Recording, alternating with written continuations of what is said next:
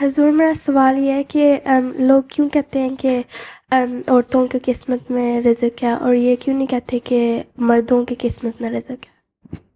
کون کہتا ہے؟ ہر ایک اللہ تعالیٰ تو یہ کہتا ہے کہ میں تمہیں بھی رزق دیتا ہوں، اور جو پرندے گھر سے بھوکے نکلتے ہیں ان کو بھی رزق دیتا ہوں، اور جانوروں کو بھی رزق دیتا ہوں، ہر چیز کو، ہر ایک کو رزق دیتا ہوں. ٹھیک ہے، یہ ایک محاورہ بنا ہوا ہے. جب ہمارے ہاں کہ شادیاں نہیں نہ کرتے، یا اس نے کہا وہ نہیں ہے تو ٹھیک ہے، یا کہتے ہیں اچھا لڑکی اپنا رزق خود لے کے آتی ہے. ٹھیک ہے.